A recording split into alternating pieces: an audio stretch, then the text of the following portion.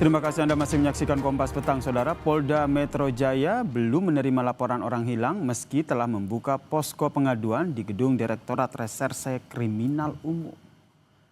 Kabid Humas Polda Metro Jaya, Brigjen Ade Arisyam, mengatakan posko ini beroperasi 24 jam dan disiapkan untuk memudahkan masyarakat melaporkan orang hilang pasca aksi unjuk rasa pada Agustus lalu.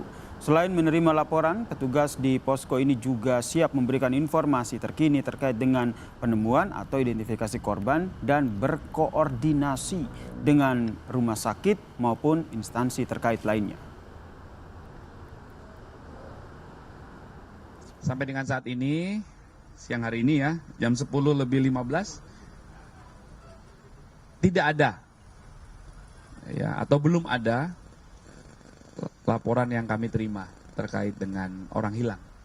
Posko ini diharapkan betul-betul dapat mempercepat proses pencarian orang hilang dan dapat mempercepat memberikan kepastian kepada keluarga, orang tua, yang saudara, anak, dan kerabatnya hilang.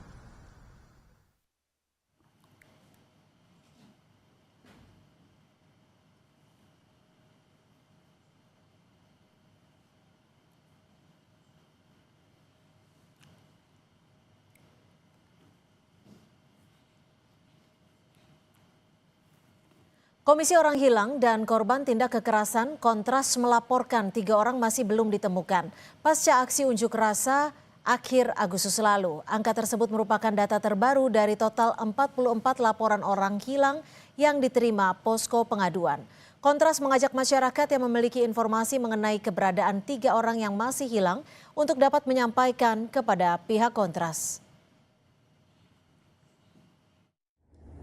Dari posko pengaduan orang hilang ini, kami menekankan pentingnya pemerintah Republik Indonesia untuk segera melakukan ratifikasi Konvensi Internasional Perlindungan Semua Orang dari Penghilangan Paksa sebagai sebuah mekanisme prevensi ke depan untuk tidak pernah ada lagi tindakan-tindakan penghilangan orang secara paksa, yang mana kami tekankan bahwa tindakan penghilangan orang secara paksa merupakan sebuah tindakan pelanggaran hak asasi manusia.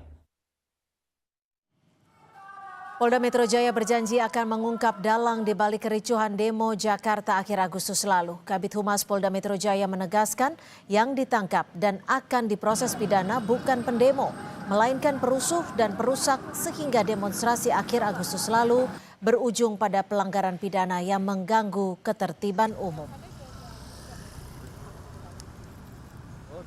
Usut tuntas dan mengungkap siapa dalang di balik kericuhan dan atau kerusuhan beberapa hari yang lalu.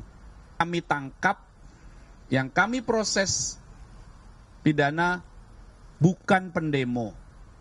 Ya. Ini harus berkali-kali kami sampaikan supaya masyarakat paham bahwa yang kami amankan dalam hal ditangkap, yang kami tangkap itu adalah perusuh, perusak, ya, pembakar.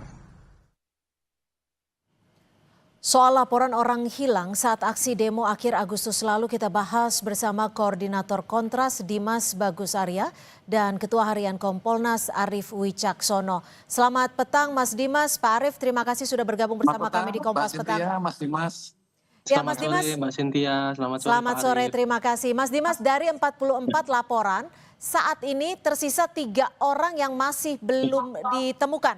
Boleh diceritakan dan diinformasikan ini kejadiannya seperti apa dan laporan yang diterima Kontras seperti apa dan bagaimana Kontras memverifikasi bahwa ketiga orang ini memang hilang saat aksi unjuk rasa, bukan oleh faktor lain.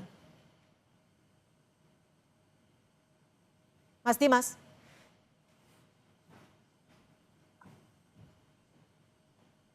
Halo. Ya, silakan. Oke, baik. Terima kasih Mbak Cynthia. Assalamualaikum warahmatullahi wabarakatuh. Jadi kalau kita lihat secara kronologis gitu ya, saya mungkin mau menjelaskan dulu bahwa semenjak tanggal 1 September 2025, Kontras membuka kanal posko aduan orang hilang Dan sampai dengan tanggal 12 September kami sudah menghimpun 44 aduan dari masyarakat. Jumlahnya bisa lebih, Mbak Cynthia, karena lagi-lagi sebenarnya fenomena penghilangan orang itu atau penghilangan orang secara paksa ini itu juga terjadi dalam serangkaian aksi-aksi masif yang terjadi dalam 5 tahun terakhir gitu ya, kalau kita mau coba untuk merefleksikan itu. Nah, yang kedua, dari 12 hari ini gitu ya, kami juga sudah mengidentifikasi 41 orang yang rata-rata memang kemudian ditemukan di sejumlah kantor-kantor kepolisian mulai di tingkat Polda sampai dengan Polres gitu ya. Ya. Dan yang saya mau juga tekankan adalah ada 2 tipikal atau tipologi dari orang-orang yang dilaporkan hilang. Pertama adalah non-demonstran, itu sebanyak 20 orang. Lalu ada demonstran atau yang memang terlibat secara langsung dalam aksinya untuk menyampaikan pendapat, itu ada 18 orang. Sementara sisanya itu adalah yang statusnya masih belum diketahui. Jadi dari total 41 yang sudah teridentifikasi, 20 orang itu bukan bagian dari demonstran, artinya non-demonstran, dalam artian mereka adalah orang-orang yang sebenarnya tidak terlibat secara aktif dalam penyampaian pendapat atau unjuk rasa, tapi mereka hanya sekedar melihat, menyaksikan demonstrasi atau berada di lokasi. Kalau 3 orang yang titik masih terjadi hilang aksi. ini, Mas Bima, Mas Farhan, dan Mas Reno ini demonstran atau non-demonstran dari catatan Kontras? Ya, dari kronologis yang kami dapat gitu ya, Mas Farhan, Mas Reno ini memang terlibat aksi di tanggal 29 di lokasinya di Makobrimob Kuitang. Sementara Mas Bima Permana gitu ya, itu non-demonstran karena berdasarkan kronologi yang kami dapat. Halo Moto.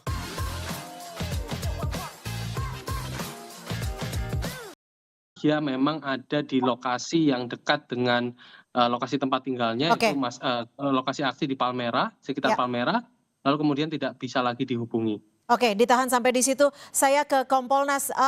Pak Arief, kalau dari catatan Kompolnas, ini posko pengaduan yang dibuat atau dibuka oleh Polda Metro Jaya saat ini sudah ada berapa laporan orang hilang? Apakah 3 orang yang masih dicatat Kontras ini juga dimasukkan dalam posko ini? Iya, terima kasih Mbak Cynthia, Mas Dimas. Memang beberapa waktu yang lalu kami Kompolnas juga maraton. Kami ketemu dengan Bapak Kapolda Metro Jaya di di kantornya mereka bersama dengan Dirkrimum Pak Irwansyah juga dengan Propam Polda Metro Jaya. Dan kami mendapatkan beberapa laporan. Laporan yaitu diantaranya adalah penanganan yang bisa dibagi menjadi beberapa klaster, yaitu demonstrasi, pelaku demonstrasi yang anarkis, kemudian mereka pelaku lapangan, dan mereka provokator. Kemudian Polda Metro Jaya itu sendiri itu juga sudah membuka posko aduan untuk orang hilang. Yang tadi disampaikan Mas Dimas itu ada 44 orang, masih 3 belum kembali, yaitu Mas Bima, Farhan, dan Reno. Nah, itu dipusatkan di Aula Satya Prabu di Krimum Polda Metro Jaya. Bahkan mereka punya nomor telepon. Nomor teleponnya mohon dicatat 0812 8559 9191. Kami ulangi 0812 8559 9191. Jadi ini bisa berupa WA dan langsung terbuka 24 jam. Demikian. Oke, dari posko ini terintegrasi dengan pihak lain tidak? Mungkin dengan Kontras, dengan Komnas HAM, dan lain sebagainya? Kalau menurut yang kami pantau, kami lihat, ini posko ini sudah dibuka dan diinformasikan kepada publik. Tentunya pasti kita sebagai masyarakat maupun dengan teman-teman dari Kontras, juga dari lembaga pengawas lain itu pasti sudah terkoneksi. Demikian Mbak Cynthia. Oke, Mas Dimas, dari catatan Kontras sendiri, ketiga orang yang hilang ini indikasinya seperti apa sih? Kalau dugaan dari Kontras disebabkan oleh apa? Ya, kalau kita melihat pola dari 41 orang yang sudah ketemu gitu kan rata-rata ditemukan di kantor kepolisian gitu ya Mbak ya. Kan sebenarnya dalam konteks penghilangan orang secara paksa ini ada kaitan yang sangat kuat gitu ya dengan sejumlah tindakan-tindakan penangkapan dilakukan oleh kepolisian maupun pengamanan oleh kepolisian selama proses aksi berlangsung dari tanggal 28 bahkan mundur sebelumnya tanggal 25 sampai 31 Agustus terakhir gitu ya.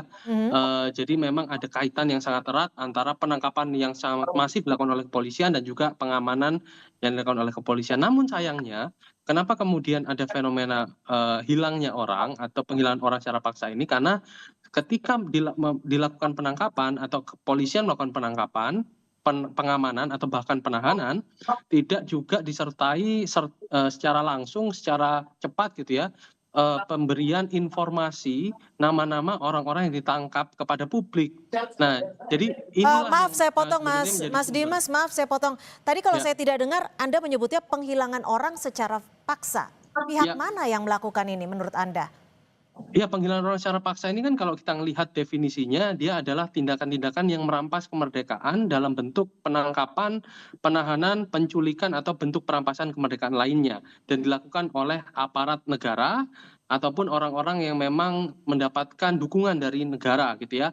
Dan juga ada penyangkalan di situ. Jadi kalau kami lihat gitu ya, dengan pola yang tadi sudah saya sampaikan, ini juga harusnya jadi beban tanggung jawab dari kepolisian. Karena kepolisian sebagai aktor keamanan selama penyampaian pendapat di muka umum atau pelaksanaan demonstrasi unjuk rasa, itu juga melakukan serangkaian penangkapan-penangkapan Oke, yang jika luar memang biasa sampai masif. beberapa hari ke depan 3 orang ini belum ditemukan, apa yang akan dilakukan Kontras dan apa pengawasan yang akan dilakukan Kompolnas? Silakan Mas, singkat saja. Oke, pertama tentu kami mendorong supaya pihak kepolisian itu melakukan penyampaian informasi soal nama-nama orang yang ditangkap. Yang kedua, tentu karena ini merupakan penghilangan orang secara paksa itu adalah pelanggaran hak asasi manusia, maka kami akan menggunakan hak kami untuk melaporkan kepada Komnas Hak Asasi Manusia terkait dengan dugaan pelanggaran hak asasi manusia dengan kemudian aktornya adalah aktor keamanan negara. Oke, apakah yaitu ketiga nama ini kepolisian. akan dimasukkan juga laporannya ke posko pengaduan yang sudah dibuka di Polda Metro Jaya? Kalau sejauh ini kami tentu menghormati apa langkah yang sudah dilakukan oleh kepolisian gitu ya. Tapi lagi-lagi saya rasa gitu karena kita melihat pola dan juga melihat tindakan yang kami duga, kami asumsikan Oke. sebagai tindakan yang dilakukan oleh kepolisian, maka sedapat mungkin kami juga masih akan berkomunikasi dengan pihak keluarga, dengan pelapor gitu ya, untuk kemudian melakukan langkah-langkah berkomunikasi dengan posko aduan yang dibentuk oleh Baik. Polda Metro Jaya. Baik. Dari Kompolnas singkat saja, apa yang akan dilakukan jika memang 3 orang yang disebut oleh Kontras ini masih hilang? Apakah akan ada pengawasan atau tindakan khusus? Singkat saja, Pak Arief. Terima kasih. Jadi Kompolnas juga bekerja keras bersama dengan aparat-aparat pengawas lain. Sebagai contoh, kami kemarin habis pulang dari Makassar. Di situ juga dilibatkan dari Komisi 3, Komnas HAM, kemudian Irsus dari Mabes Polri dan kami sendiri.